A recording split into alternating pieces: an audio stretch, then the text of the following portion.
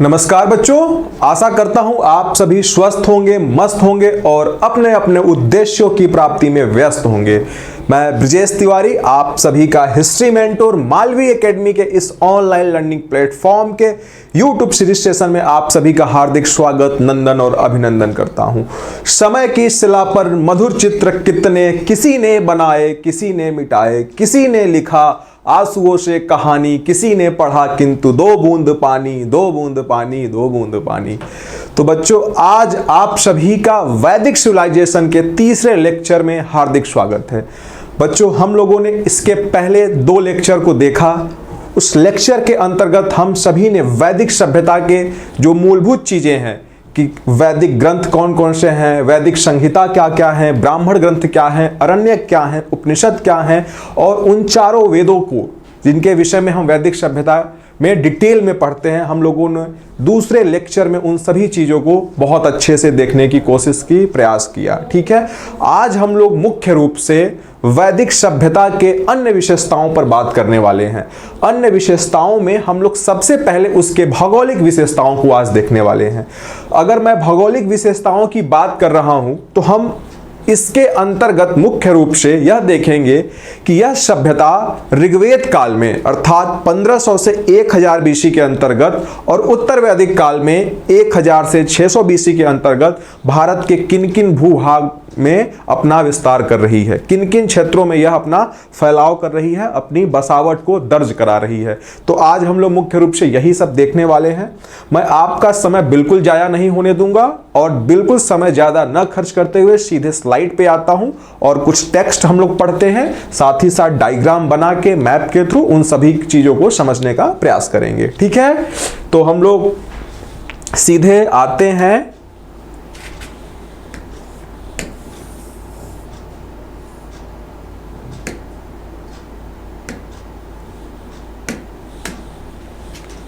वैदिक काल 1500 से 600 ईसा पूर्व। ठीक है, वैदिक काल देखिए, अमूमन हम सब वैदिक काल के नाम से ही पढ़ते हैं, लेकिन आप सभी को मैंने पहले लेक्चर में, दूसरे लेक्चर में और आज भी यह बता रहा हूं कि कैसे इन दोनों का विभाजन हुआ।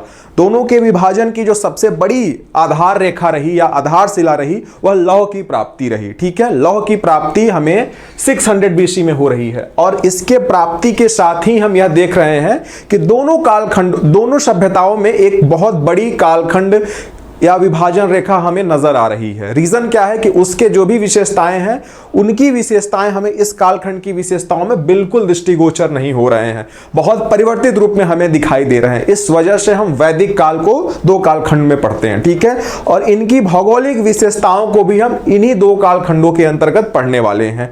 तो आप देख सकते हैं यहां बहुत प्यारे अक्षरों में लिखा हुआ है, हड़प्पा सभ्यता के पतन के बाद जिस सभ्यता एवं संस्कृति का विकास हुआ उसकी जानकारी वेदों से प्राप्त होती है। ठीक है, वेदों से प्राप्त होती है। आप सभी को पता होगा 4 वेद हैं, ऋग्वेद, यजुर्वेद, सामवेद और अथर्ववेद, और उनको डिटेल में पढ़ने के लिए, उनकी गूढ़ बातों को समझने के लिए हमारे पास कुछ सहायक ग्रंथ हैं, जिसे हम ब्राह्मण कहते हैं, अरण्यक कहते हैं, उपनिषद कहते हैं, और हमारे पास कुछ वैदिकोत्तर साहित्य भी हैं, जैसे वेदांग हो गया, स्मृतियां हो गया। इन सभी की सहायता से हम 4 वेद, जो 4 वेद हैं, उनको पढ़ने का अथक प्रयास करते हैं और समझने की कोशिश करते हैं। ठीक है, तो आप देख सकते हैं, अतः इस काल को वैदिक काल की संज्ञा दी गई। इस वजह से वैदिक काल की संख्या दी गई क्योंकि हमारे पास, मैंने पहले ही लेक्चर में यह बात बताई थी कि यह पहली ऐसी सभ्यता होती है जिसके विषय में हमें जो भी जानकारी प्राप्त होती है वह लिखित साक्ष्यों के आधार पर प्राप्त होती है। ठीक है, इसके पूर्व की जितनी भी सभ्यताएं रही, चाहे वह हड़प्पा सभ्यता हो या उसके पहले स्टोन एज हो, उन समस्त सभ्यताओं की जानकारी हमें पुरातात्विक साक्ष्यों के आधार पर प्राप्त होती है। परंतु यह वैदिक सभ्यता जो है, इसके विषय में हमें समस्त जानकारी लिखित स्रोतों के माध्यम से प्राप्त होती है। अब वह लिखित स्रोत क्या है? ऋग्वेद है, यजुर्वेद है, सामवेद है और अथर्ववेद है। आप देख सकते हैं हर में वेद वेद आ रहा है। इस वजह से इस सभ्यता को वैदिक सभ्यता ही नाम दे दिया गया। ठीक है, वैदिक काल को अध्ययन की सुविधा की दृष्टि से 2 भागों में विभाजित किया गया है। ठीक है, यह अध्ययन की सुविधा से जरूर विभाजित किया गया है। ठीक है, लेकिन बच्चों दूसरी सबसे बड़ी विशेषता इनकी यह है क्योंकि इनके में अंतर भी स्पष्ट रूप से दृष्टिगोचर हो रहे हैं।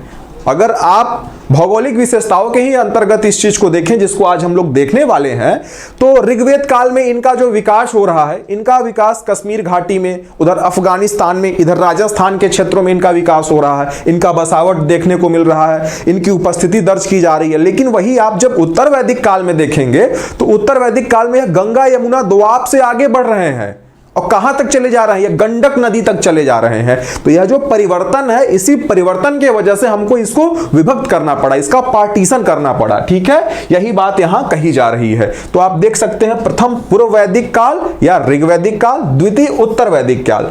ये हमेशा से लोगों के लिए जो है यह प्रश्न बना रहा कि क्यों पहले को हम ऋग्वैदिक काल कहते हैं।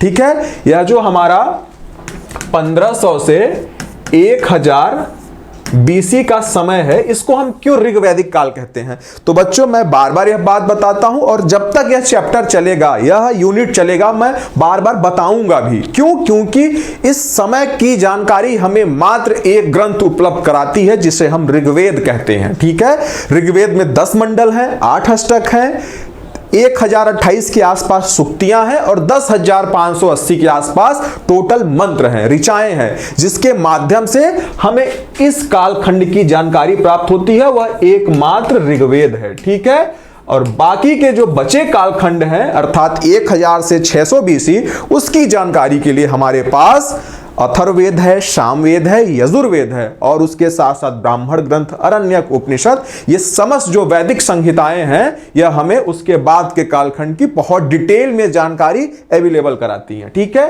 तो इस कंफ्यूजन को आप बार बार दूर करिए। ये ऐसी चीज है कि आपको बार बार कंफ्यूज करेंगी। ये आज पढ़ने में लगेगा हाँ हाँ आज तो सब क्लियर हो गया, फिर 2 महीने, 4 महीने, 6 महीने बाद फिर आपको वो चीजें भ्रमित करेंगी। इसलिए इसको बार बार रिवाइज करिए और इतनी बार रिवाइज करिए कि आपके दिमाग में यह छापे खाने की तरह छप जाए। ठीक है, वैदिक सभ्यता में भौगोलिक विस्तार। ठीक है, हम थोड़ा सा इसको पढ़ते हैं, फिर यहां जो चीजें दर्ज की गई है उसको हम डायग्राम के थ्रू समझने की कोशिश करेंगे। वैदिक भूगोल से तात्पर्य है वेदों से हमें किस भारतीय भूमि की जानकारी प्राप्त होती है। ठीक है, वैदिक भूगोल का तात्पर्य है कि हमें भारत में वह कौन से एरिया के बारे में जानकारी प्राप्त होती है। ठीक है, एक बात, उसमें किन किन नदियों, पर्वतों, जल स्रोतों का विवरण प्राप्त होता है। यह बहुत इंपॉर्टेंट है बेटा। ठीक है, नदियों, पर्वतों और जल स्रोतों का विवरण प्राप्त होता है। ठीक है, हमें इनके विषय में कहां से जानकारी प्राप्त होती है और इनका लोकेशन कौन कौन सा रहा है। ठीक है, हम इनको कहां कहां आइडेंटिफाई कर पाए हैं, इन बातों को यहां कहा जा रहा है। ये नदियां, पर्वते, जल स्रोत, इन समस्त चीजों के सहायता से हम यह जान पाए कि हमारी सभ्यता कहां से उठी और कहां जाके समाप्त हो रही है या कहां तक फैल रही है, कहां तक यह अपना विस्तार दर्ज करा पा रही है। ठीक है, तो हम इन नदियों के विषय में भी आज जानेंगे, पर्वतों के विषय में भी जानेंगे और जल स्रोतों के विषय में भी बहुत अच्छे से जानने वाले हैं। ठीक है, हम वेदों में उल्लेखित भौगोलिक क्षेत्रों की पहचान वर्तमान में किस नदी,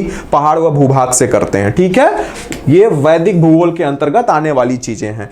भारत में आर्य सर्वप्रथम सप्त सिंधु प्रदेश में आकर बसे। इस प्रदेश में प्रभावित होने वाली 7 नदियों का उल्लेख ऋग्वेद में प्राप्त होता है। ठीक है, इन नदियों का उद्गम स्थल कहां रहा है, यह कौन सी नदियां हैं, ठीक है, वर्तमान में इनका क्या अस्तित्व है, इन सारी चीजों के बिहाफ पे हम यह पता लगा पाए कि हमारा जो ऋग्वेद सभ्यता है अर्थात 1500 से 1000, उसका फैलाव कहां रहा और 1000 से 600 BC तक की सभ्यता का फैलाव और विस्तार कहां रहा। ठीक है, ऋग्वेद में आर्य निवास स्थल के लिए सर्वत्र सप्त सिंधु शब्द का प्रयोग किया गया है। सप्त सिंधु प्रदेश अर्थात वह 7 नदियों का इलाका जहां से यह सभ्यता एक तरीके से अपना उपस्थिति दर्ज करा रही है और उससे संबंधित जो भी साक्ष्य हैं हमको वहां से प्राप्त हो रहे हैं। ठीक है, आगे हम देखें तो लिखा, यद्यपि इन 7 विख्यात नदियों की पहचान के बारे में विद्वानों में पर्याप्त मतभेद है, परंतु इतना तो निश्चित सा है कि जिसे आजकल हम पंजाब, वर्तमान भौगोलिक स्थिति में भारत और पाकिस्तान, ठीक है,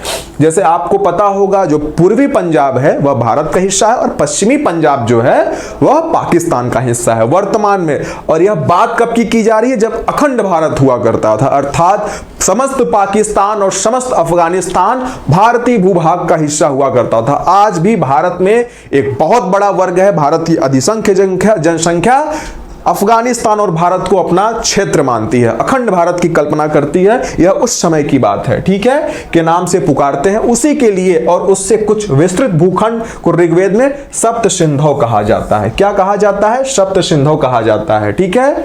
तो आइए अब हम इन क्षेत्रों को डायग्राम के थ्रू, मैप के थ्रू समझने की कोशिश करते हैं कि हमारी सभ्यता कहां से उद्भव हो रही है, किस स्थल से इसका उद्भव दृष्टिगोचर हो रहा है और कहां तक इसका फैलाव हो रहा है, ठीक है।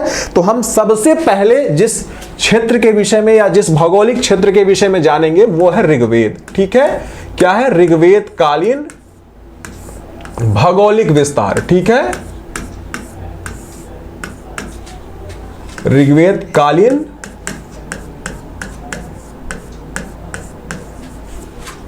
भौगोलिक विस्तार, ठीक है। कालखंड क्या है बेटा? कालखंड है हमारा 1500 से 1000 BC, ठीक है। यह 1500 से 1000 या 1500 से 600 जो वैदिक सभ्यता का टाइम पीरियड डिसाइड किया गया है, इससे संबंधित मैंने सारी बातें आपको सेकंड लेक्चर में, इसके पहले वाले लेक्चर में मैंने बताई थी कि वह कौन सा विद्वान है, कौन सा हिस्टोरियन है जिसने किन साक्ष्यों के आधार पर इस डेट को डिसाइड किया है, ठीक है। तो ये सारी चीजें आपको बार बार रिकॉल करनी है, बार बार रिवीजन करना है, क्योंकि यह एग्जाम के दृष्टिकोण से बहुत महत्वपूर्ण है, ठीक है। तो हम सबसे पहले ऋग्वेद कालीन भौगोलिक विस्तार को समझेंगे और इसके बाद हम लोग उत्तर वैदिक मतलब लेटर वैदिक जो है उसके सभ्यता के विस्तार के विषय में हम लोग समझेंगे। तो हम सबसे पहले अगर देखें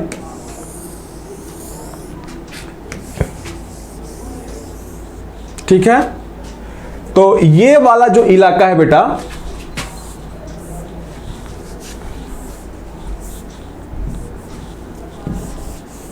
ये वाला जो आपका इलाका है, ये वाला आपका इलाका जम्मू कश्मीर का इलाका है, ठीक है, जम्मू कश्मीर का इलाका है। और ठीक इसी के बगल से जो है सिंधु नदी का उद्गम हो रहा है। किसका उद्गम हो रहा है? सिंधु नदी का उद्गम हो रहा है। फिर चेनाब नदी, फिर झेलम नदी, फिर रावी नदी, फिर सतलज नदी और व्यास नदी, ऐसे करके कुल 6 नदियां जो है हमको इसके आसपास के क्षेत्रों में दिखाई दे रही हैं, ठीक है। और इसी के नीचे आप देख सकते हैं पंजाब का क्षेत्र है, ठीक है, हिमाचल प्रदेश है, ठीक है, हिमाचल प्रदेश है, उसके बाद दिल्ली है, हरियाणा, ठीक है। ये सारे जो क्षेत्र हैं ये सब यहां के ज्योग्राफी को जो है डिनोट करते हैं, ठीक है। और ये जो 6 नदियां हैं, बात सप्त सिंधु प्रदेश की हो रही है, लेकिन यहां सिर्फ 6 नदियों के साक्ष्य हमें दिखाई दे रहे हैं, ठीक है। चेनाब, झेलम, व्यास, सतलज, रावी, व्यास, ठीक है। ये ऐसे करके कुल हमको 6 नदियों का उद्गम स्थल, यह पूरा ये एरिया जो है दिखाई दे रहा है, ठीक है। लेकिन एक 7वीं नदी बसती है, ठीक है। 6 नदियों के अलावा एक नदी और है जिसे हम सरस्वती नदी के नाम से जानते हैं। उसका जो इलाका है बेटा वह इन इलाकों में रही है, ठीक है।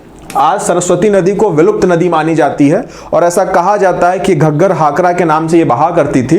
और राजस्थान का कुछ इलाका है जहां डेजर्ट है और कुछ गुजरात के इलाकों में इन नदियों को जो है, इस नदियों के होने के संकेत हमें मिलते हैं और ये बड़ी ही पवित्र नदी मानी गई है। इस नदी के विषय में बहुत से आख्यान प्रचलित है, बहुत से विशेषण इस नदियों के लिए, इस नदी के लिए उपयोग किए गए हैं, जिसके विषय में मैं चर्चा करने वाला हूं, ठीक है। ये हमारी पवित्र सरस्वती नदी है, ठीक है। तो ये जो 7 नदियों का 6 और 1 ये 7, ठीक है, ये 7 नदियों का जो इलाका रहा इसको हम सप्त सिंधु प्रदेश कहते हैं, ठीक है, सप्त सिंधु प्रदेश कहते हैं। तो एक तो यह हमें पता चलता है कि इनका उद्गम स्थल इन इलाकों से रहा, ये मैं ऋग्वेद काल की बात कर रहा हूं, ठीक है। दूसरी बात क्या है, हमें 4 और नदियों के विषय में जानकारी प्राप्त होती है, ठीक है। 4 हमें और नदियों के विषय में जानकारी प्राप्त होती है। तो ये 7 तो है ही है, प्लस 4 और नदियां हैं, ठीक है, जो इसके भौगोलिक क्षेत्र को जो है निर्धारित करती हैं। अब इनकी चर्चा करने से पहले मैं थोड़ा सा नदियों की चर्चा और नदी के इतिहास के विषय में चर्चा करना चाह रहा हूं, ठीक है।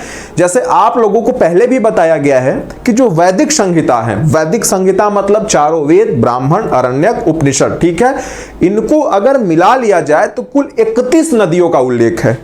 कितने नदियों का उल्लेख है? कुल 31 नदियों का जो है हमको उल्लेख वैदिक संहिता में मिलता है, ठीक है, वैदिक संहिता में मिलता है। उसमें 25 नदियों का उल्लेख हमें, ठीक है, 31 में से 25 नदियों का उल्लेख हमको ऋग्वेद में मिलता है, ठीक है, ऋग्वेद में मिलता है, ठीक है।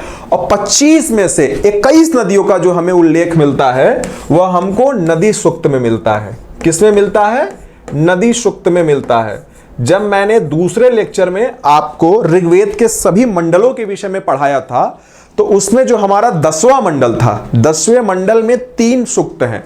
एक विवाह सूक्त है, दूसरा नदी सूक्त है और तीसरा पुरुष सूक्त है। तो पुरुष सूक्त और विवाह सूक्त की चर्चा मैं बाद में करूंगा, जब मैं इनकी सामाजिक विशेषताओं के विषय में, राजनीतिक विशेषताओं के विषय में पढ़ाऊंगा तब मैं बताऊंगा। लेकिन जो नदी सूक्त है उसकी चर्चा आज हो रही है और उसमें 21 नदियों का उल्लेख है, ठीक है, 21 नदियों का उल्लेख है। तो ये जो 7 नदियां हैं, 6 और 1 यह सरस्वती, सप्त सिंधु, इन 7 का उल्लेख जो है नदी सूक्त में मिलता है। और इसके अलावा 4 और नदियां, ठीक है, इसके अलावा 4 और नदियां जो यहां लिखी हुई हैं, कुभा, कुर्मु, गोमती और सुवास्तु। कुभा को काबुल कहा जाता है, कुर्मु को कुर्रम कहा जाता है, गोमती को गोमल कहा जाता है और सुवास्तु को स्वात कहा जाता है, ठीक है। ये जो चारों नदियां थी,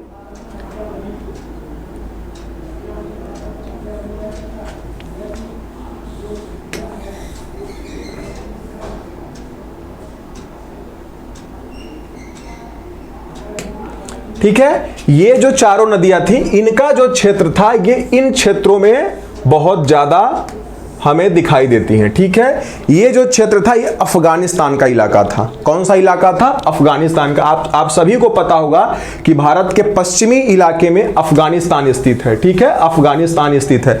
तो ये जो आपने काबुल, स्वात, कुर्मु, कुर्रम और गोमल, ये 4 नदियों को आपने जो देखा, इनका जो क्षेत्र रहा, यह इन 4 नदियां जो है इन क्षेत्रों में हमें दिखाई पड़ती हैं और इनका उल्लेख हमको ऋग्वेद के 10वें मंडल के नदी सूक्त में मिलता है। तो 7 और ये 4, ये कुल 4 नदियों का उल्लेख हमको नदी सूक्त में पता चलता है। और यह कब के ग्रंथ हैं? यह ऋग्वैदिक ग्रंथ हैं, अर्थात 1500 से 1000 के बीच से संबंधित यह ग्रंथ हैं, ठीक है। और इनकी समस्त जानकारी हमको उसी के अंतर्गत पता चल रही है। तो आप देख सकते हैं कि इनका जो एक इलाका हो रहा है, इधर आपका ये जम्मू कश्मीर का क्षेत्र हो गया, इसके ऊपर आप तुर्कमेनिस्तान को देखेंगे, ठीक है, इसके ऊपर आप अगर मैप में देखेंगे तो यहां तुर्कमेनिस्तान है और ये पूरा हिमालय का रेंज है, ठीक है। इधर पश्चिमी हिमालय है और इधर आपका पूर्वी हिमालय है, ठीक है। ये पश्चिमी हिमालय की कुछ पहाड़ियां, ठीक है, जैसे आपको पता होगा मुजवन की पहाड़ियां, सिलावन की पहाड़ियां, सुसोम की पहाड़ियां, ये पश्चिमी हिमालय की कुछ पहाड़ियां हैं जिनके विषय में हमको ऋग्वेद में जानकारी प्राप्त हो रही है, ठीक है। पश्चिमी हिमालय और पूर्वी हिमालय, 2 हिमालय है, लेकिन पूर्वी हिमालय के विषय में हमको ऋग्वेद में पता नहीं चल पा रहा है, ऋग्वेद में उसका कोई उल्लेख नहीं मिलता है। पश्चिमी हिमालय की जो समस्त पहाड़ियां हैं वह हमको जो है ऋग्वेद में दिखाई पड़ रही हैं। कश्मीर में कुछ स्थित पहाड़ियां हैं, ठीक है, जिसके विषय में हमको जानकारी प्राप्त हो रही है। और ये हिमालय का जो रीजन है ये ऊपर तक जाता है। तो तुर्कमेनिस्तान का भी जो इलाका रहा है, कुछ इलाके ये हमारे जो है ऋग्वेद से संबंधित रहे हैं। तो आप देख सकते हैं कि अफगानिस्तान का क्षेत्र हो गया। उसके अलावा एक और बहुत महत्वपूर्ण चीज है, यहां आप मैप में देखेंगे तो ये ईरान है। क्या है? ईरान है। और ये जो सप्त सिंधु प्रदेश है, जिसे ऋग्वेद कालीन आर्यों का निवास स्थल माना गया है या इनका उद्भव स्थल, या यहाँ यह जो है स्थापित हुए हैं जब यह ईरान की एक शाखा से फूट कर यहाँ आए, तो उसके साथ साथ हमें यह पता चलता है कि ये जो सप्त सिंधु प्रदेश है यह देवकृत योनि स्थल है। कौन सा स्थल है? यह देवकृत योनि स्थल है। देवकृत योनि, इसके शब्द से ही आप समझ पा रहे होंगे कि यह देवताओं की उत्पत्ति का स्थल है, अर्थात देवताओं का यहां जन्म हुआ है। ये जो हमारा सप्त सिंधु प्रदेश का इलाका है, यहां देवताओं का जन्म हुआ है। और इसकी जानकारी हमें कहां से प्राप्त होती है? तो इसके जो तार हैं बेटा वो ईरान से जुड़े हुए हैं। इसके तार ईरान से जुड़े हुए हैं। ईरान का जो पवित्र ग्रंथ है वो जेंद अवेस्ता है।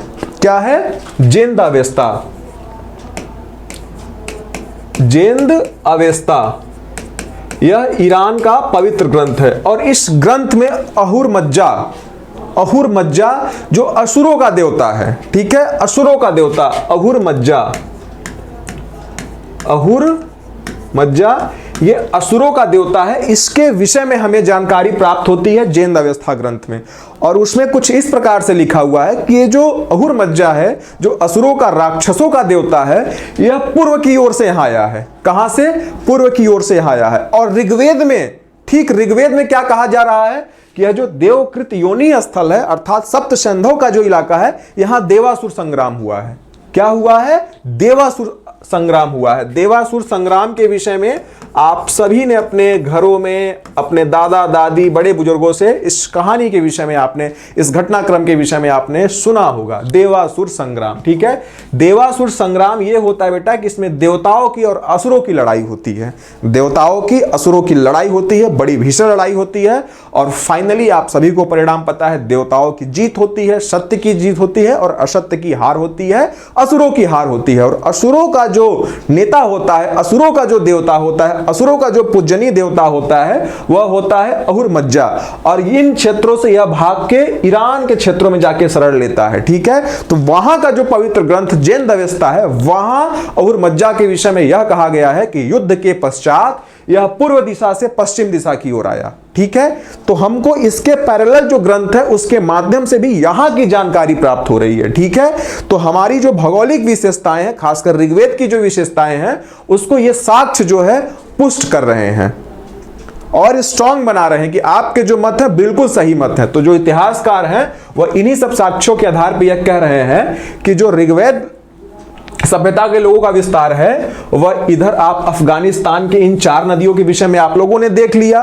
ठीक है, इनका उल्लेख हमें कहां मिलता है? इनका उल्लेख हमको ऋग्वेद के 10वें मंडल के नदी सूक्त में मिलता है। दूसरी बात, इनका उल्लेख हमको बाद के ग्रंथों में नहीं मिल रहा है, यजुर्वेद, सामवेद, अथर्ववेदों में नहीं मिल रहा है। इस वजह से इसको हम ऋग्वेद कालीन ग्रंथ कह रहे हैं। ठीक है, और ऋग्वेद कालीन भौगोलिक जो है विशेषता के अंतर्गत इसको हम देख रहे हैं। ठीक है, और इधर सप्त सिंधु प्रदेश की 7 नदियां, 6 यहां की और 1 यहां की नदी। ठीक है, इस 7 नदियों का भी जो क्षेत्र है वह यही क्षेत्र है, और इसकी भी जानकारी हमको नदी सूक्त के 10वें मंडल से मिल रही है। ठीक है, और ये सारे जो ग्रंथ हैं ये सब ऋग्वेद से संबंधित ग्रंथ है, उस कालीन सभ्यता से संबंधित ग्रंथ है।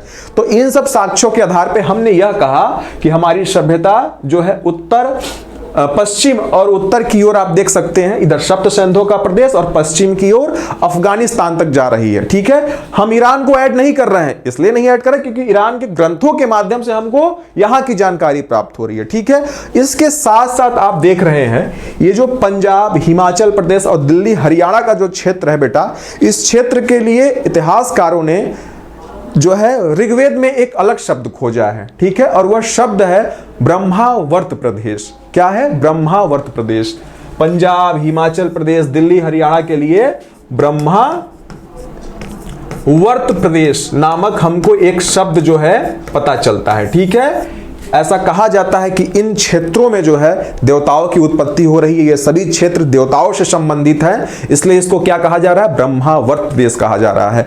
तो ये जो हमारा ऋग्वेद सभ्यता है, इसका विस्तार अगर हम देख रहे हैं तो ये जो आप पंजाब, हिमाचल प्रदेश, दिल्ली, हरियाणा का जो क्षेत्र है, ये कुल आपका यहां तक आ रहा है बेटा। ठीक है, यहां तक का क्षेत्र जो है कवर कर रहा है, और इसके ठीक इधर आप देख रहे हैं गंगा यमुना का दोआब है। क्या है? गंगा यमुना का दोआब है। बहुत ज्यादा फर्टाइल लैंड रहा है, ये बहुत उपजाऊ क्षेत्र रहा है। ठीक है, गंगा यमुना का दोआब रहा है, और इधर आप देख रहे हैं सरस्वती नदी रही है। ठीक है, गंगा और यमुना के विषय में अगर हम बात करें तो गंगा यमुना के विषय में ऋग्वेद में यमुना नदी के विषय में 3 बार और गंगा नदी के विषय में 1 बार उल्लेख किया गया है। किसमें? ऋग्वेद में। मैं और वेदों की बात नहीं कर रहा हूं, मैं ऋग्वेद की बात कर रहा हूं। ठीक है, ऋग्वेद में गंगा नदी का 1 बार, ठीक है, और यमुना नदी का 3 बार उल्लेख किया जा रहा है। ठीक है, आप देख सकते हैं कि इनके विषय में बहुत डिटेल में इस वेद में कुछ नहीं कहा गया है, बस उल्लेख किया गया है। तो इससे इतिहासकारों ने यह मत दिया, जो विद्वान थे जिन्होंने वैदिक सभ्यता का डिटेल में अध्ययन किया, उन्होंने यह मत दिया कि जो ऋग्वेद कालीन सभ्यता थी, इसका जो विस्तार था, इसकी जो पूर्वी सीमा रही है, ठीक है, इसकी पूर्वी सीमा जो रही है वह गंगा यमुना का दोआब रहा है। ठीक है, गंगा यमुना के दोआब के बाद के इलाके नहीं रहे हैं, गंगा यमुना का दोआब का जो इलाका रहा है इसका पूर्वी सीमा रहा है। ठीक है, पूर्वी सीमा रहा है, अर्थात पश्चिमी सीमा अफगानिस्तान, पूर्वी सीमा गंगा यमुना का द्वाब, क्योंकि एक बार गंगा का 3 बार यमुना का जिक्र किया जा रहा है। इधर सप्त सैंधव प्रदेश से संबंधित जिक्र यहां दिखाई दे रहे हैं। देवकृत योनि, देवासुर संग्राम, ये सारी चीजें हमको पता चल रही है और इसकी पुष्टि जैन दवेस्ता कर रहा है। ठीक है, तो हमारा जो उत्तर का इलाका है वह कश्मीर और इसके ऊपर तुर्कमेनिस्तान, क्योंकि हमारे जो पश्चिमी हिमालय का विस्तार है वो ऊपर तक जा रहा है। ठीक है, उसके बाद इधर जो दक्षिणी हमारा इलाका है, दक्षिणी इलाका हमारा गुजरात और राजस्थान का क्षेत्र है। ठीक है, गुजरात और राजस्थान का क्षेत्र है। ठीक है, क्यों? क्योंकि सरस्वती नदी हमको इन इलाकों में दिखाई दे रही है। ठीक है, तो आप इनके ज्योग्राफी को समझिए। ठीक है, इसके साथ साथ हमको यह चीज भी देखना है कि ये जो पश्चिमी हिमालय है, पश्चिमी हिमालय का उल्लेख एकमात्र हमको ऋग्वेद में दिखाई दे रहा है। पूर्वी हिमालय का उल्लेख हमको बाद के ग्रंथों में दिखाई दे रहा है, लेकिन पश्चिमी हिमालय की जो पहाड़ियां हैं, वो चाहे मूजवंत की पहाड़ी हो, चाहे शिलावंत की पहाड़ी हो, चाहे सुसोम की पहाड़ियां हो, इनका जो उल्लेख मिल रहा है, इनका उल्लेख हमको ऋग्वेद में मिल रहा है। और मूजवंत की पहाड़ी के विषय में आप लोगों ने ऋग्वेद के 9वें मंडल में पढ़ा है। ऋग्वेद के 9वें मंडल में आपने, ठीक है, 9वें मंडल में आपने मूजवंत की पहाड़ियों के विषय में पढ़ा है। ठीक है, ये जो पहाड़ी है मूजवंत की पहाड़ी, सोमरस जो बहुत पवित्र पेय रस होता था, ठीक है, जिसका पान इंद्रदेव किया करते थे, जो अनुष्ठानिक रूप से प्रयोग किया जाता था, वह मूजवंत की पहाड़ियों में पाया जाता था। ठीक है, मूजवंत की जो पहाड़ियां हैं वह हिंदू कुश पर्वत पर स्थित हैं। ठीक है, और ये जो इलाका है वर्तमान में अफगानिस्तान का इलाका है। ठीक है, आप अफगानिस्तान देख रहे हो ना, यहाँ का ये सब जो क्षेत्र है आपका, ये सब मूजवंत की पहाड़ियों से घिरी हुई क्षेत्र है और यही सोमरस पाया जाता था। तो इससे इतिहासकारों ने यह मत दिया कि भाई ये जो ऋग्वेद काल की सभ्यता है और इसका भौगोलिक विस्तार है वह इन सब क्षेत्रों में रहा और इसका एक बहुत बड़ा जो हमें कह सकते हैं जिसकी पुष्टि जिसके माध्यम से हो रही वह पर्वत है, अर्थात हिमालय, उसकी पहाड़ियां, उसके पर्वतों के माध्यम से हमें जानकारी मिल रही है। और आप लोगों ने स्लाइड में पढ़ा भी, दूसरी तीसरी स्लाइड में यह चीज पढ़ा कि नदियां, पर्वतें, जल स्रोत, ये सारी चीजें हमको इनके भौगोलिक विशेषताओं के विषय में जो है जानकारी प्रदान कर रही हैं। ठीक है, तो आप लोगों ने इस माध्यम से इनके क्षेत्रों को समझ लिया। अब थोड़ा सा इन नदियों के विषय में हम बात करते हैं कि इन नदियों की कितनी महिमा रही है। ठीक है, जैसे आप सभी को पता होगा कि उस समय ऋग्वेद में सर्वाधिक बार जिस नदी का उल्लेख किया गया है वह है नदी आपकी सिंधु नदी। सिंधु नदी का सर्वाधिक बार जो है उल्लेख किया गया है, इसलिए इसको सप्त सैंधव प्रदेश भी कहा जाता है। उन समस्त नदियों को उसमें सैंध, सैंधु, सिंधु शब्द जरूर ऐड हुआ है। क्यों? क्योंकि सिंधु नदी का बारंबार उल्लेख किया गया है। उसके बाद जो नदी जिसकी महिमा बहुत ज्यादा रहती है ऋग्वेद काल में वह है सरस्वती नदी। जैसे आप इसके बाद उत्तर वैदिक काल को जब पढ़ेंगे तो वहां गंगा नदी की और यमुना नदी की महिमा बढ़ती चली जा रही, क्योंकि उस समय की जो सभ्यता है इन क्षेत्रों में फैल रही है। ठीक है, अपना विस्तार इन क्षेत्रों में कर रही है, लेकिन अभी की जो सभ्यता है उसने अपना विस्तार इन क्षेत्रों में किया है। तो सिंधु नदी का कई बार जिक्र मिलता है। उसके बाद जो नदी सर्वाधिक पूजनीय है इन लोगों के लिए, किनके लिए? ऋग्वैदिक सभ्यता के लोगों के लिए, वह है आपकी सरस्वती नदी। वह कौन सी नदी है? आपकी सरस्वती नदी है। ठीक है,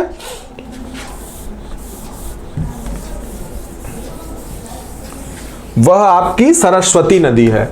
और सरस्वती नदी के संदर्भ में कई प्रकार के शब्दों का उपयोग किया गया है। एक शब्द मिलता है नदी तमा। क्या मिलता है? नदी तमा। नदी तमा का आशय है नदियों की माता। ठीक है, नदियों की माता। नदी तमा का मतलब नदियों की माता।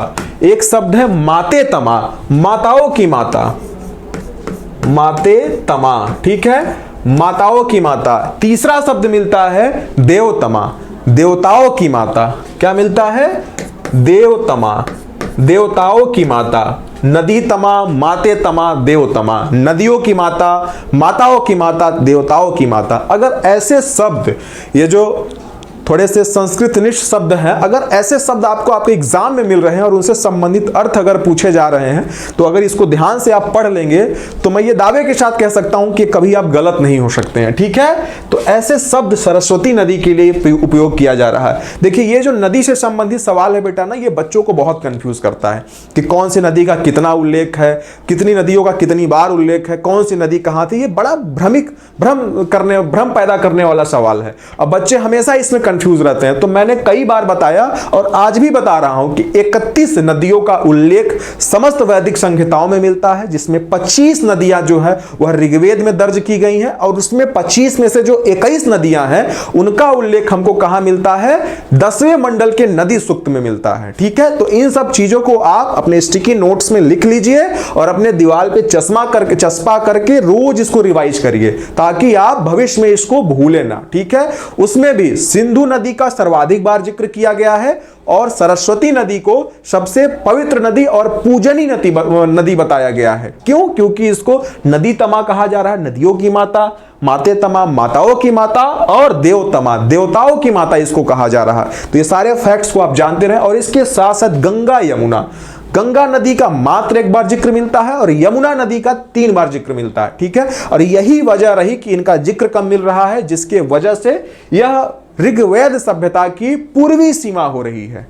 ऋग्वेद सभ्यता की यह पूर्वी सीमा हो रही है। ठीक है, मतलब अगर हम इसको अलग तरीके से देखें तो इधर आपका अफगानिस्तान हो गया, इधर आपका कश्मीर और उसके ऊपर जो है तुर्कमेनिस्तान। ठीक है बेटा, और यहां आपका गुजरात और राजस्थान का इलाका है। ठीक है, राजस्थान और गुजरात, इधर जो है इधर उत्तर पश्चिम उत्तर प्रदेश। ठीक है, क्योंकि गंगा यमुना का जो द्वाब है बेटा इसी रीजन में है। और हम ये भी देखते हैं कि दिल्ली, हरियाणा, पंजाब जो कुरुक्षेत्र का इलाका है, हम जब महाजनपद काल में कुरु महाजनपद के विषय में पढ़ेंगे तो ये जो कुरु महाजनपद है ये आपके जो है ऋग्वेद से संबंधित है। ठीक है, तो ये सब इलाकों में इनका विस्तार रहा है और इनको क्या कहा जा रहा है, ब्रह्मावर्त प्रदेश कहा जा रहा है। अगर पूछा जाए ब्रह्मावर्त प्रदेश से आशय क्या है तो आप आंख मूंद के जवाब दो कि ये जो इलाके थे ये सब ब्रह्मावर्त से संबंधित थे। ठीक है, तो ये कुछ हमारी ऋग्वैदिक काल की भौगोलिक विशेषताएं रही जिनके विषय में आपको जानना चाहिए और ये आपके लिए काफी लाभदायक हैं। देखिए हम लोगों ने किताब में इसको कई बार पढ़ा है। ठीक है,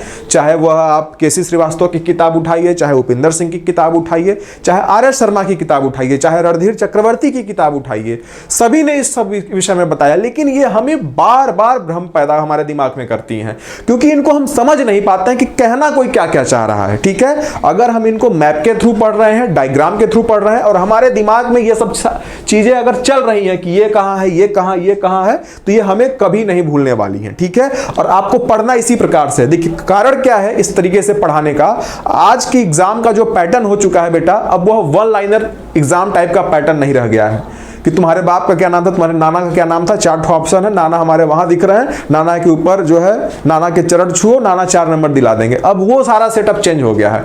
अब वन लाइनर क्वेश्चन नहीं दिख रहा है, अब क्वेश्चन का जो फॉर्मेट है वो डिस्क्रिप्टिव टाइप के फॉर्मेट में आ रहे हैं, ऑप्शनल एमसीक्यू टाइप के हैं बट वो डिस्क्रिप्टिव फॉर्म में आ रहे हैं। ठीक है, नेट जेआरएफ लेवल के क्वेश्चन जो है एनटीए अब पीजी के एंट्रेंस में पूछ रहा है। जब तक आपका कॉन्सेप्ट नहीं क्लियर होगा, आपके दिमाग में कॉन्सेप्चुअल चीजें बैठेंगी नहीं, आप वैसे क्वेश्चन को टैकल नहीं कर पाओगे। ठीक है, वो हमेशा आपको भ्रम पैदा करेंगे। जैसे अभी मैं जब आपको ऋग्वेद काल और उत्तर वैदिक काल के सामाजिक विशेषताओं के विषय में पढ़ाऊंगा तो आपने देखा होगा कई नारियों का उल्लेख मिलता है, अपाला, घोषा, सिक्ता, विश्ववारा, गार्गी, मैत्रेयी, कात्यायनी, ऐसे अनेक महिलाओं के हमको नाम जो है दिखाई पड़ते हैं। बच्चे आज तक उसमें कंफ्यूज रहते हैं कि ऋग्वेद काल की कौन सी महिलाएं हैं और उत्तर वैद की कौन सी महिलाएं रही हैं, और ऐसे एग्जाम आपके ऐसे क्वेश्चन जो है आपके एग्जाम में पूछे जा रहे हैं। बाइफरकेट करो, उत्तर वैदिक काल की महिलाएं कौन सी हैं, ऋग्वेद काल की महिलाएं कौन सी हैं। अब आपको तो पता है कि यार ये सभी वैदिक काल की महिलाएं हैं, लेकिन भैया पूछ क्या रहा है उत्तर वैदिक काल की महिलाएं कौन सी हैं, कौन वेदों के ऋचाओं से संबंधित हैं और कौन युद्धों से संबंधित हैं। आपको इन अंतरों को जानने के लिए इनके कॉन्सेप्ट को समझना पड़ेगा और वो सारी चीजें तभी समझ में आएंगी जब आप डिटेल में पढ़ेंगे, क्योंकि हमारे एग्जाम का पैटर्न टोटली चेंज हो गया है। ठीक है, तो आप लोगों ने ऋग्वेद काल के सारे चीजों को देख लिया। मैं एक बार इसको जो है रिवाइज कर दे रहा हूं कि ये वाला जो इलाका है बेटा ये आपका सप्त सिंधु का क्षेत्र है। यहाँ जो है मुख्य रूप से 7 नदियों का हमें उल्लेख मिलता है। पहली नदी सिंधु, दूसरी झेलम, झेलम का उपनाम वितस्ता है, चिनाब जिसको अस्कनी कहते हैं, रावी जिसको हम पुरुषड़ी कहते हैं, व्यास जिसको विपाशा कहते हैं, सतलुज जिसे हम सुतुद्री कहते हैं, और सरस्वती। इन 7 नदियों का जो क्षेत्र रहा है ये हमारा ऋग्वेद से संबंधित रहा है। ठीक है, इनको आप बहुत अच्छे से पढ़ लीजिए और इनके उपनाम को भी बहुत अच्छे से आप याद कर लीजिए, ठीक है। इनके उपनाम भी आपके एग्जाम में पूछे जाते हैं। एक तरफ नदियों के नाम रहेंगे, दूसरे तरफ इनके उपनाम दे दिए जाएंगे। आप अब उनको मैच कराओ, ठीक है। तो मैच कराने के लिए आपको इसको याद करना पड़ेगा, रटना पड़ेगा, समझना पड़ेगा, ठीक है। इसके अलावा आप लोगों ने यहां यह भी देखा कि ये 4 नदियां भी हैं और इन 4 नदियों के भी उपनाम हैं, ठीक है। जैसे कुभा, काबुल को कुभा कहते हैं, कुर्रम को कुर्मू कहते हैं, गोमल को गोमती, स्वाद को सुवास्तु कहते हैं। इन समस्त नदियों के विषय में भी आप जानते रहिए, इनके उपनाम के विषय में जानिए और ये जानिए कि ये नदियां आपके ऋग्वेद काल से संबंधित नदियां हैं, ठीक है। इसके अलावा एक और जो महत्वपूर्ण बात अक्सर की जाती है वह ऋग्वेद से संबंधित जो बात है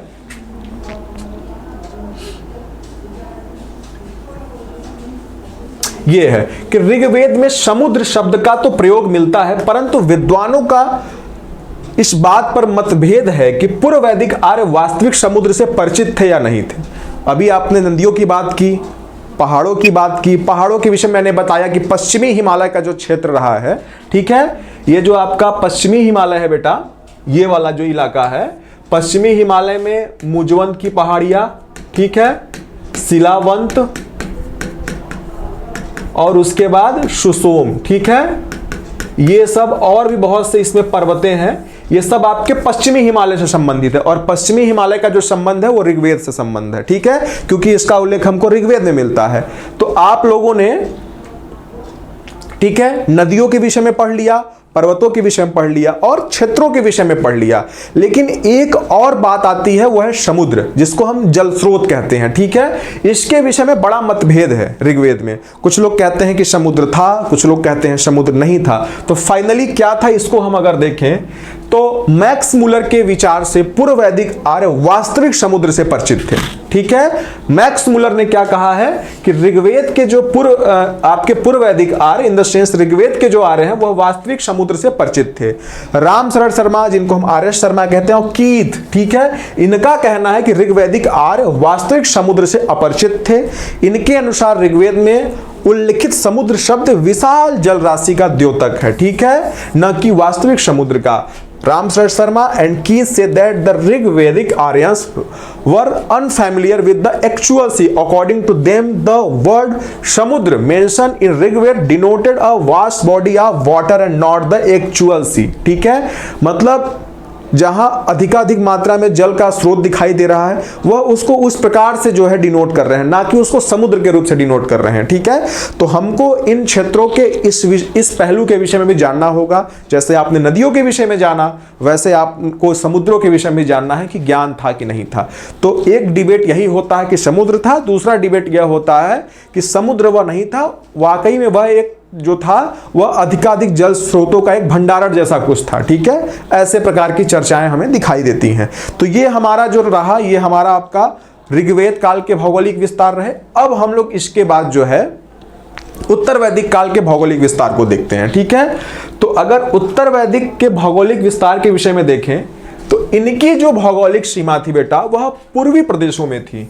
पूर्वी प्रदेशों में ना, अभी मैं इसको बताने वाला हूं कि पूर्वी प्रदेश हमारा कहां तक रहा। पूर्वी प्रदेशों में इनका विस्तार होने लगा और यह बड़ा ही क्रांतिकारी समय था। जैसे आपको पता होगा कि नियोलिथिक एज में जब पहली बार व्यक्ति खेती कर रहा है, अपने भरण पोषण के लिए अनाज उगा रहा है, उसके बाद एरड़ जैसे स्थल खोजे जा रहे हैं, मेहरगढ़ जैसे स्थलों में जो है कई प्रकार के उन्नत किस्म के जौ और गेहूं हमको दिखाई दे रहे हैं और हम जो है अधिकाधिक मात्रा में जो है फसल उपजा रहे हैं और उन फसलों के भंडारण के लिए हम पोल्ट्रीज बना रहे हैं, अपने भविष्य की चिंता करने लगे हैं, हमारे अपने आवास जो है गृह बनने लगे हैं, उसके लिए हम ईंटों का इस्तेमाल करने लगे हैं। तो गार्डन चाइल्ड एक बहुत फेमस हिस्टोरियन थे, उन्होंने क्या कहा कि यह एक तरीके से फर्स्ट रिवोल्यूशन है, फर्स्ट नियोलिथिक रिवोल्यूशन है, पहली क्रांति है। ये मैन मैक हिमसेल्फ पुस्तक में उन्होंने इसको पहली क्रांति की दर्जा दी है, पहले क्रांति का स्वरूप माना है। क्रांति का मतलब ये होता है बेटा कि पूर्व की कोई व्यवस्था में या पूर्व के किसी सेटअप में आमूलचूल परिवर्तन आ रहा है, मतलब उसके सभी सेगमेंट में। जैसे मान लो एक वस्तु यहाँ है, उसको उठा के फेंको और एक नई वस्तु को यहाँ स्थापित कर दो, इसको क्रांति कहते हैं, मतलब आमूल चूल परिवर्तन कर देना। तो नियोलिथिक एज जो है आप देख सकते हैं, चाहे वह पूरा पाषाण काल हो, पैलियोलिथिक एज, मेसोलिथिक एज, उन दोनों सभ्यताओं का, उन दोनों कालखंडों का जो भी चीज स्वरूप हमको दिखाई दे रहा है वह नियोलिथिक एज में हमको एकदम बदले रूप में दिखाई दे रहा है। सभी पहलुओं में परिवर्तन आ रहा है। औजार को आप देख सकते हो, वही औजार जो पूरा पाषाण काल में मोटे हैं, सुडौल नहीं है, उतने अच्छे तरीके से काम नहीं कर पा रहे हैं, वही मध्य पाषाण काल में फाइन होने लगे, छोटे होने लगे, इसलिए उसको मेसोलिथिक कल्चर कहा जाता है। जैसे उस समय के जो जीव होते थे छोटे छोटे होने लगे थे, क्योंकि उधर से हिमयुग जो है, चौथा हिमयुग खत्म हो रहा है और जलवायु परिवर्तन और टेम्परेचर बढ़ रहा है और सारे वनस्पति में, वेजिटेशन में चेंजेस आ रहे हैं, तो जीव जंतु छोटे होने लगे, तो औजार भी छोटे होने लगे। जैसे मान लो कुछ चूहा जा रहा, तो चूहा को मारने के लिए इतना बड़ा औजार तो उपयोग करोगे नहीं, छोटा औजार कि ऐसे मारो चूहा मर जाए। प्रक्षेपास्त्र विधि वहां आ रही है, जैसे बम विस्फोट किया जाता है, बारूद फेंका जाता है, वैसी टेक्निक यूज होने लगी है। लेकिन वैसे जैसे आप नियोलिथिक एज को मूव कर रहे हो, सारी चीजें एकदम नए फॉर्म में, पॉलिश्ड, आपको सारी चीजें एकदम चिकने फॉर्मेट में आपको मिल रही हैं। सारे इंस्ट्रूमेंट्स एकदम वेल फाइन, वेल फर्निश हैं। हड्डियों के औजार बन रहे हैं, हड्डियों की ज्वेलरीज बन रही हैं। ये अपने आप में मनुष्य की सभ्यता में आया एक बहुत बड़ा परिवर्तन था। इस वजह से गार्डन चाइल्ड ने कहा यह अपने आप में एक रेवोल्यूशन है। ठीक उसी प्रकार हम जब उत्तर वैदिक सभ्यता को देख रहे हैं, ऋग्वैदिक सभ्यता को क्रॉस करके 1000 के बाद की चीजों को हम जब देख रहे हैं, तो पुनः गार्डन चाइल्ड क्या कह रहे हैं? कह रहे हैं ये सेकेंड रेवोल्यूशन है, ये सेकेंड अर्बनाइजेशन है। उस समय को वो प्रथम शहरीकरण की संख्या दे रहे हैं और इसको कह रहे हैं ये सेकेंड अर्बनाइजेशन है। क्यों? क्योंकि पहली बार मानव जीवन में आमूल चूल परिवर्तन दृष्टिगोचर हो रहे हैं। इसके पहले का जो मानव था वह पशुपालन करता था वैदिक सभ्यता के अंतर्गत, लेकिन अब उत्तर वैदिक सभ्यता का जो मानव है वह कृषि कर रहा है। और किसकी सहायता से कृषि कर रहा है? लौह उपकरण की सहायता से कृषि कर रहा है। उत्तर प्रदेश में एक जिला है एटा, वहां एक जगह है अतरंजी खेड़ा, वहां 600 BC में लौह की प्राप्ति हो रही है। आयरन की प्राप्ति से सभी का जनजीवन बदल गया, क्योंकि इसके पहले खासकर जब ऋग्वेद का एरा होता है उस समय ब्रॉन्ज उपकरण होते हैं, कांसे के उपकरण होते हैं जो टिन और तांबे के जो है मेल से बनते हैं, वो उतने मजबूत नहीं होते हैं। उनके माध्यम से आप गहरी जुताई नहीं कर सकते हैं, अच्छे से फसलों को उगा सकते हैं। लेकिन लौह जो उपकरण आए, यह अपने आप में एक बहुत बड़ा परिवर्तन लेके आए। इनके माध्यम से डीप जुताई होने लगी, खेतों की गहरी जुताई होने लगी। आपको पता होगा धान जैसी जो फसलें हैं ये तभी बहुत ज्यादा अच्छी होती हैं जब इनकी गहरी जुताई होती है। धान का फसल आप लोग अपने गांव में भी देखते होंगे, जब धान के बीज को रोपा जाता है तो पूरे खेत में पानी भरा रहता है। वही गेहूं के बीज के लिए अगर उतना पानी भर देंगे तो सड़ जाएगा। गेहूं के लिए बस खेत में नमी होनी चाहिए, और धान की खेती के लिए गहरा जूता होना चाहिए और अधिकाधिक पानी होना चाहिए, ताकि जो रोपैया है, जो रोपाई कर रही है या कर रहे हैं, वह अपने हाथ को गहराई तक घुसा सके। ठीक है, इन सारी चीजों को देखते हुए जब लौह उपकरण आ रहे हैं तो एक तरीके से चमत्कारिक परिवर्तन दिख रहा है। गार्डन चाइल्ड ने पुनः अपनी उसी पुस्तक में लिखा है मैन मेक हिमसेल्फ में कि सेकेंड अर्बनाइजेशन है, सेकेंड जो है ये रिवॉल्यूशन है। तो इस काल में परिवर्तन बहुत बड़े स्तर पे हमको दिखाई दे रहे हैं, और इस काल के परिवर्तनों को हमको देखने के लिए पुनः एक बार मैप का सहारा लेना पड़ेगा। तो आइए अब हम लोग उत्तर वैदिक काल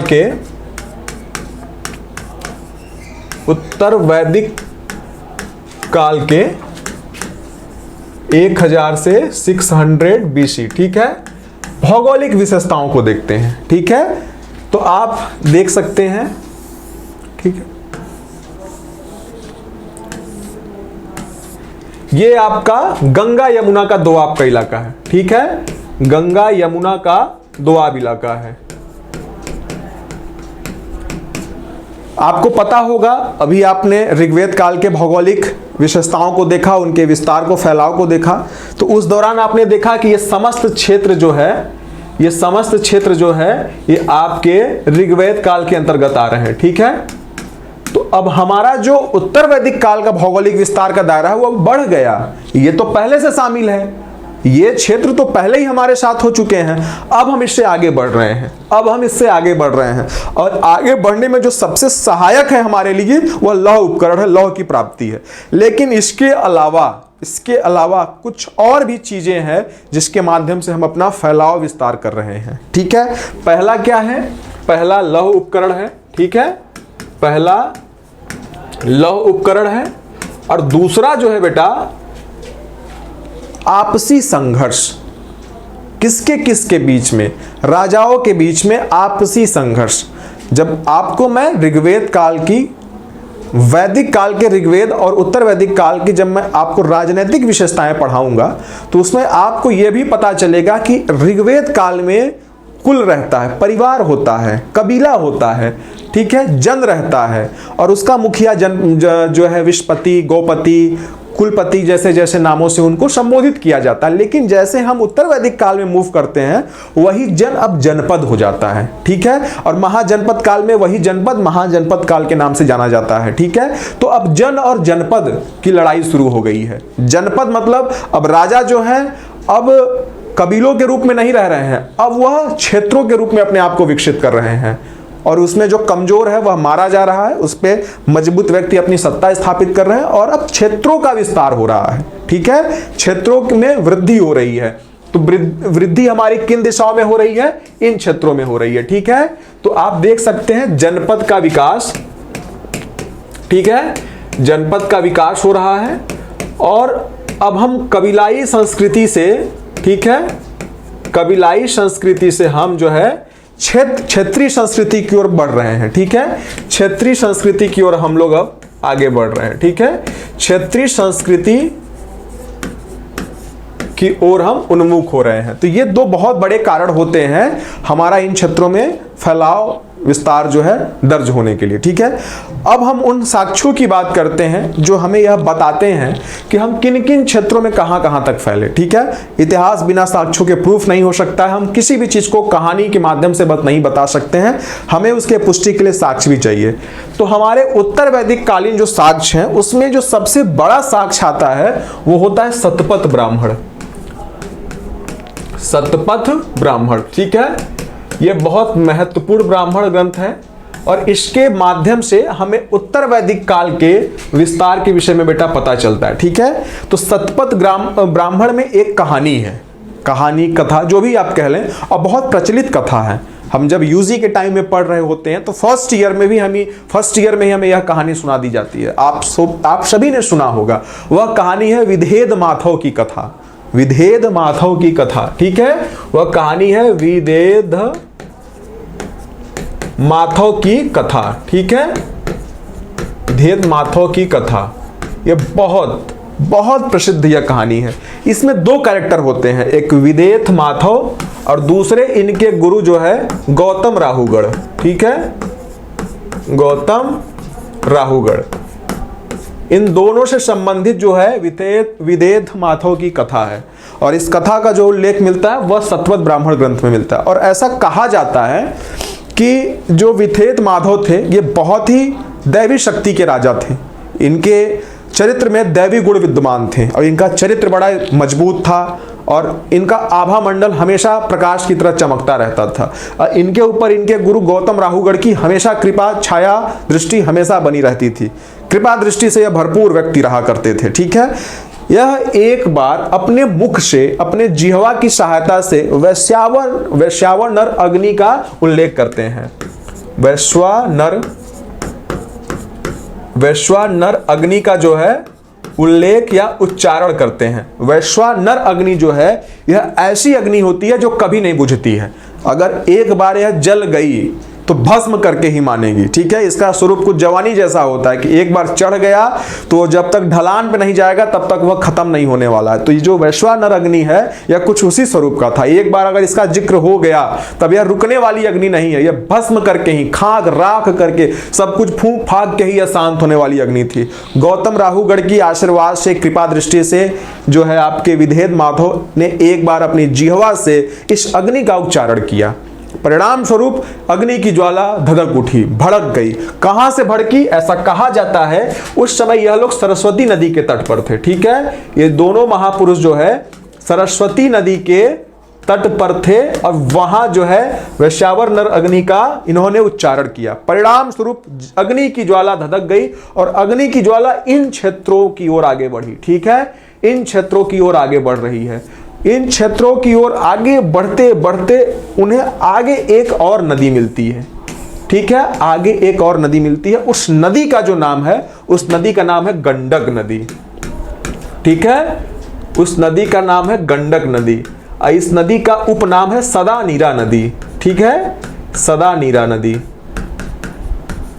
इस नदी के तट पर जब वह अग्नि पहुंचती है, वह उस नदी में जाकर बुझ जाती है। ठीक है, और वह नदी जो वर्तमान में है वो आपके बिहार क्षेत्र में है। ठीक है, बिहार क्षेत्र में वो नदी स्थित है। तो इस बीच के जितने भी स्थल थे, जितने भी वन पहाड़ जो भी पड़े उन सब को जलाते हुए वो अग्नि राख कर देते हुए आगे बढ़ रही है। तो आप देख रहे हैं यह घटनाक्रम कब का है? उत्तर वैदिक काल का है। क्यों उत्तर वैदिक काल का है? क्योंकि हमारा शतपथ ब्राह्मण यह उत्तर वैदिक कालीन ग्रंथ है। ठीक है, और उसमें यह कथा कहानी का हमको जो है पता चलता है, जिसके हिसाब से, जिसके बिहाफ पे हम कह सकते हैं कि इन क्षेत्रों में जो है उत्तर वैदिक कालीन लोगों का विस्तार हुआ और उनके पास अधिकाधिक मात्रा में लैंड अवेलेबल हो गए, जमीन उपलब्ध हो गए। ठीक है, उधर दूसरी तरफ हमको लौह की प्राप्ति हो चुकी है, एटा में लौह की प्राप्ति हो रही है, और खासकर ये जो हमारे इलाके हैं यहाँ जगह जगह में हमको लौह उपकरण मिल रहे हैं और उनकी सहायता से हम जो है अब खेती करने लगे हैं। दूसरी सबसे बड़ी बात यह है कि हम खेती करने के साथ साथ हम और भी चीज़ों में संलग्न होते चले जा रहे हैं, क्योंकि हमारा दायरा बढ़ता चला जा रहा है। हम अगर अपने दायरे की हम बात करें तो इधर हमारा जो इलाका है वो गंडक नदी तक जा रहा है, और इधर जो है, इधर एक नदी है रेवा नदी। कौन सी नदी है? रेवा नदी है। ठीक है, रेवा नदी का जो वर्तमान नाम है वह है नर्मदा नदी। क्या वर्तमान नाम है? नर्मदा नदी। ठीक है, नर्मदा नदी। यह नदी वर्तमान में मध्य प्रदेश में प्रवाहित होती है। मध्य प्रदेश में, खासकर मध्य प्रदेश में जो खरगोन का इलाका है, खरगोन, ये जहां उमा महेश्वर वगैरह का जो इलाका है, ठीक है ना, खरगोन, देवास, हरदा, शिवनी, ये सब जो इलाके हैं ये सब आपके नर्मदा नदी के वाले इलाके हैं। और उसके उस पार आप देखेंगे तो महाराष्ट्र की सीमा शुरू हो जाती है, ठीक उसी के बगल में गुजरात के कुछ क्षेत्र हैं। तो ये आपका जो नर्मदा नदी का इलाका है यह वही वाला इलाका है। ठीक है, आप देख भी सकते हैं यहाँ आपका महाराष्ट्र है, ठीक है, ठीक यहाँ गुजरात है, और नर्मदा नदी को लेकर ही आज भी विवाद चल रहा है। और इस नदी में जो शिवलिंग आप देखते हैं जिसकी हम पूजा करते हैं, उसके जो पत्थर होते हैं वह इसी नदी से निकाले जाते हैं। ठीक है, तो ये बहुत ही पवित्र नदी रही। तो इन दोनों नदियों का जो उल्लेख मिलता है, रेवा नदी और गंडक नदी, जिसे हम सदा नीरा नदी कहते हैं। ठीक है, इन दोनों का उल्लेख हमको शतपथ ब्राह्मण ग्रंथ में मिलता है। किसमें मिलता है? शतपथ ब्राह्मण ग्रंथ में हमको इसकी जानकारी मिलती है। और मैंने इसके पहले क्या बताया है कि कुल 31 नदियों का उल्लेख हमको वैदिक संहिता में मिलती है, जिसमें 25 नदियों का उल्लेख हमको ऋग्वेद में मिलता है और बचे 6 नदियों का जो हमको उल्लेख है वह बाद के वैदिक साहित्य में मिलता है। तो ये जो 2 नदियां हैं, जो गंडक और रेवा नदी, इनका उल्लेख हमको उत्तर वैदिक कालीन ग्रंथ शतपथ ब्राह्मण में मिलता है। ठीक है, और इस तरीके से हम यह अनुमान लगा पाए और इस चीज तक हम पहुंच पाए और मत प्रकट कर पाए कि हमारा जो विस्तार रहा अब वह गंडक नदी तक था और यहां हमारा विस्तार रेवा नदी तक था। ठीक यहीं से जो है विंध्याचल रेंज गुजरती है। विंध्याचल रेंज जो है हमारी वह उत्तर और दक्षिण की विभाजन रेखा है। ठीक है, विंध्याचल पर्वत के ऊपर के जो क्षेत्र है वह उत्तर भारत से संबंधित क्षेत्र है और ठीक उसके नीचे का जो क्षेत्र है वह दक्षिण भारत का इलाका है। तो इतिहासकारों ने यह कहा कि इसके ऊपर आप जाएंगे तो पूर्वी हिमालय, ठीक है, इसके ऊपर क्या है? पूर्वी हिमालय है। पूर्वी हिमालय के विषय में हमको उत्तर वैदिक ग्रंथों में जानकारी प्राप्त होती है। ठीक है, पूर्वी हिमालय के विषय में हमको उत्तर वैदिक ग्रंथों में प्राप्त होती है। और उस हिमालय की कुछ पहाड़ियां जैसे मैनाक, ठीक है, यह है आपका पूर्वी हिमालय। ठीक है, पूर्वी हिमालय की कुछ पहाड़ियां जैसे मैनाक और कौंच, और भी हैं पहाड़ियां, मुख्य रूप से यहां 2 के नाम आ रहे हैं, मैनाक और कौंच। ये जो पहाड़ियां हैं ये पूर्वी हिमालय पर स्थित हैं और पूर्वी हिमालय की इन पहाड़ियों का उल्लेख हमें उत्तर वैदिक कालीन ग्रंथों में प्राप्त हो रही है, जिसके बिहाफ पे हम ये कह सकते हैं कि जिस प्रकार से हमारी ऋग्वेद की सभ्यता पश्चिमी हिमालय से परिचित थी, उसी प्रकार से हमारी जो उत्तर वैदिक कालीन सभ्यता है वह पूर्वी हिमालय से परिचित हो गई। और हमारा दायरा अब पश्चिमी हिमालय से लेकर पूर्वी हिमालय तक, मतलब यहां का जो इलाका है यह सब इलाका जो है हमारा उत्तर वैदिक कालीन विस्तार का इलाका है। और विद्वानों ने यह मत दिया कि पूर्वी हिमालय से लेके विंध्याचल पर्वत के जो बीच का क्षेत्र है, फिर से सुनना, पूर्वी हिमालय से लेके और विंध्याचल पर्वत के जो बीच का क्षेत्र है यह कौन सा क्षेत्र है? मध्य देश है। क्या है? मध्य देश है। इसको क्या कहा गया? मध्य देश कहा गया। इसको कहा गया मध्य देश, ठीक है, इसको मध्य देश कहा गया। और इसके साथ साथ एक नाम और हमारे सामने आता है, ये जो गंगा यमुना दोआब का जो इलाका था, इस दोआब के इलाके के लिए भी एक शब्द उपयोग किया गया है, ठीक है। उस शब्द का जो उपयोग किया गया है वह शब्द है ब्रह्मर्षि प्रदेश, ठीक है, ब्रह्मर्षि प्रदेश, ब्रह्मर्षि प्रदेश। तो आप लोगों के सम्मुख कुल 4 नाम आ गए, ठीक है। पहला जो नाम आ रहा है सप्त सिंधु प्रदेश, 7 नदियों वाला इलाका। दूसरा नाम कौन सा आ रहा है? ब्रह्मावर्त प्रदेश, ये जो हरियाणा पंजाब वाला इलाका है, ब्रह्मावर्त प्रदेश। तीसरा जो नाम आ रहा है वह नाम आ रहा है ब्रह्मर्षि प्रदेश, गंगा यमुना दोआब का इलाका। ऐसा कहा जाता है कि यह जो इलाका है वह ऋषियों से संबंधित है, यह कई ऋषियों की जन्म स्थली तपोस्थली रही, इसको इस वजह से ब्रह्मर्षि प्रदेश कहा गया। और उन्हीं लोगों का तप आशीर्वाद था कि लैंड बहुत फर्टाइल लैंड हो गई। आज भी आप देख सकते हैं कि यह आर्थिक रूप से बहुत संपन्न इलाका है, यहाँ बहुत ज़्यादा अच्छी खेती होती है, यहाँ के खेत बहुत उपजाऊ हैं, इसको ब्रह्मर्षि प्रदेश कहा गया। और चौथा जो हमारा है वह मध्य देश है। पूर्वी हिमालय से लेके विंध्याचल पर्वत के जो बीच का क्षेत्र है वह हमारा पूर्वी हिमालय या मध्य देश के नाम से उसको हम जानते हैं। तो इन 4 क्षेत्रों में यह सभ्यता जो है फैल रही है, फूल रही है, पुष्पित पल्लवित हो रही है, ठीक है। और इसकी जानकारी हमको शतपथ ब्राह्मण ग्रंथ से हो रही है। इसके साथ साथ आप देख सकते हैं कि ये सभ्यता हमें कुछ और पहलुओं के विषय में परिचित कराती है, ठीक है। जैसे कि आपको पता होगा अथर्ववेद जो है वह आपका उत्तर वैदिक कालीन ग्रंथ है, और अथर्ववेद में हमको कुछ और क्षेत्रों के विषय में जानकारी मिलती है, जैसे कुरु हो गया, पांचाल हो गया, मगध हो गया। हमको इन क्षेत्रों के विषय में भी जानकारी प्राप्त होती है जिनको हम महाजनपद काल में पढ़ने वाले। लेकिन इनकी जानकारी हमको इस रूप में हो रही है क्योंकि आप यहां देख सकते हैं, ठीक है, आप यहां देख सकते हैं ये जो आपका क्षेत्र है, ये गंगा यमुना का दोआब का जो क्षेत्र है, यहाँ गंडक नदी है, ठीक है, यहाँ गंडक नदी है। ठीक यहाँ का जो इलाका है ये आपका मगध से संबंधित इलाका है, ये सब आपके महाजनपद काल से संबंधित इलाके हैं। ये वाला जो आपका इलाका है ये आपका विंध्याचल रेंज है, ठीक है, यहाँ रेवा नदी बह रही है, ठीक है। और ये सब क्षेत्रों का विस्तार हमको इन क्षेत्रों में दिख रहा है, और ये क्षेत्र ऑलरेडी हम लोगों ने ऋग्वेद काल में कवर कर लिया है। तो ये जो इलाका है ये मगध का इलाका है, और इनके विषय में भी हमको उत्तर वैदिक कालीन ग्रंथों में ज्ञात हो रहा है। और आप देखिए, अगर आपसे यह पूछा जाए कि हमारी पूर्वी सीमा कहां रही, उत्तर वैदिक कालीन की या वैदिक कालीन की, तो हमारी पूर्वी सीमा गंडक नदी तक रही, ठीक है, जो वर्तमान के बिहार में स्थित है, ठीक है, यह बिहार में स्थित है। लेकिन इसी बिहार में एक महाजनपद रहा मगध, वहां तक इस सभ्यता का विस्तार फैलाव नहीं हो पाया। और मगध के जो लोग हैं वह अपने आप को क्या कह रहे हैं? धूर कह रहे हैं। क्या कह रहे हैं? धूर कह रहे हैं। यह अपने आप को व्राप्त कह रहे हैं। धूर और व्राप्त का मतलब है बेटा, धूर का मतलब विरोधी। ये अपने आप को कह रहे हैं कि हम वैदिक सभ्यता के विरोधी हैं, हम कर्म कांडों के विरोधी हैं, हम देवताओं को नहीं मानते हैं। व्राप्त का मतलब है कि हम वैदिक सभ्यता को नहीं मानने वाले लोग हैं, हम किसी भी प्रकार के कर्मकांड को नहीं मानते हैं, हम पुरोहित के अस्तित्व को स्वीकार करते हैं। तो आप देख सकते हैं कि इसके ठीक उस पार मगध है। हम जो कहानी आपको बताने वाले हैं या हम आपको जो इतिहास आगे पढ़ाने वाले हैं, आप देख सकते हैं कि हमारा यहाँ का जो क्षेत्र है, मगध का क्षेत्र है, यह हमारा महाजनपद काल से संबंधित है, ठीक है। और ये इलाका जो है मगध है, और इसकी जानकारी हमको अथर्ववेद से हो रही है, ठीक है। हम कैसे कैसे बढ़ते बढ़ते आज यहां तक पहुंच गए कि हमने ऋग्वेद काल में अपना विस्तार यहाँ किया, उत्तर वैदिक काल में हमने इन इलाकों में अपना विस्तार किया, और हम लोग महाजनपद काल में यहाँ तक बढ़ते चले आ रहे हैं, ठीक है। और आपने यह भी देखा होगा ऋग्वेद काल में कि जो कुरु सूरसेन का इलाका है, मथुरा और कुरु जो आपके वर्तमान में हस्तिनापुर दिल्ली का जो इलाका है, कुछ मेरठ के जो हिस्से हैं, ये आपके ऋग्वेद काल से संबंधित हैं, ठीक है। और यही फ्यूचर में चल के क्या हो रहे हैं? महाजनपद हो रहे हैं, और उत्तर वैदिक कालन में यह जनपद के स्वरूप में स्थापित हो रहे हैं, ठीक है। ये सारी चीजें एक दूसरे से कनेक्टेड है, इनका जो भौगोलिक विस्तार हो रहा है वह सब एक दूसरे से कनेक्टेड है। इसके साथ साथ एक बात और है, आप लोगों ने देखा होगा दासराग युद्ध, ठीक है। आपको जब मैंने ऋग्वेद पढ़ाया था तो ऋग्वेद में मैंने दासराग युद्ध के विषय में बताया था। जो युद्ध हो रहा है 7वें मंडल में इस युद्ध की चर्चा की गई है, जिसमें एक तरफ वशिष्ठ है, एक तरफ विश्वामित्र है, ठीक है। और इस युद्ध का परिणाम क्या हो रहा है कि जो वशिष्ठ का पक्ष होता है वह जीत जाता है। इसका उल्लेख हमको कहां मिल रहा है? इसका उल्लेख हमको मिल रहा है ऋग्वेद के 7वें मंडल में, इसका उल्लेख मिल रहा है।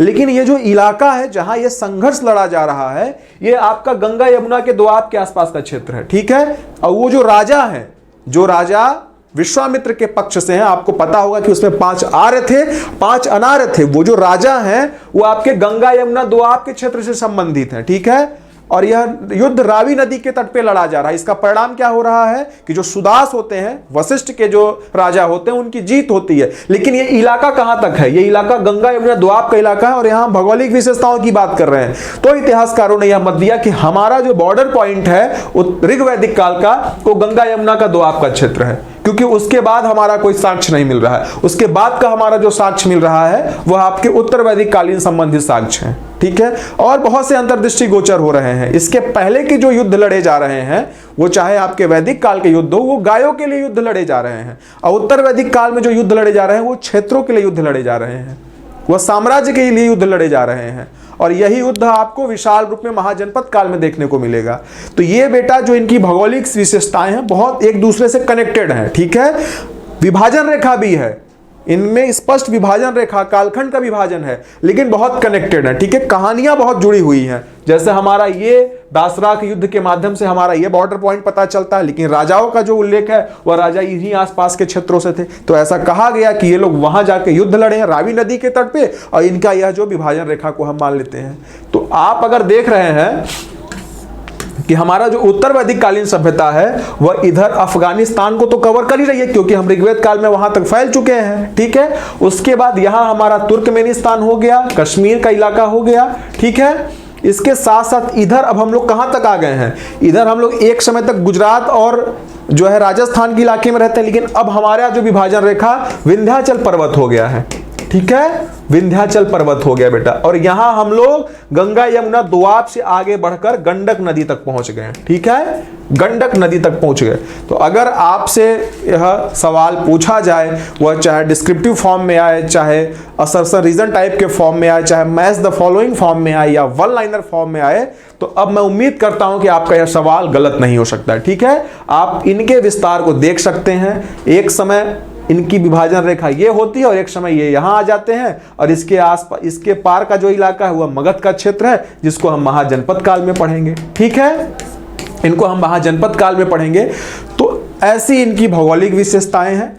आप इस वीडियो के माध्यम से, इस लेक्चर के माध्यम से ऋग्वेद काल, उत्तर वैदिक काल, जिसे हम वैदिक सभ्यता कहते हैं, दोनों कालखंडों के भौगोलिक विशेषताओं को बहुत अच्छे से जान सकते हो, समझ सकते हो, और इनकी एक रूपरेखा अपने मन मस्तिष्क में बना सकते हो। तो आज के लिए इतना ही। हमसे जुड़े रहने के लिए हमारे चैनल को लाइक कीजिए, सब्सक्राइब कीजिए, और ऐसे ही वीडियोस देख के अपने ज्ञान का वर्धन कीजिए, अपने ज्ञान का विस्तार कीजिए।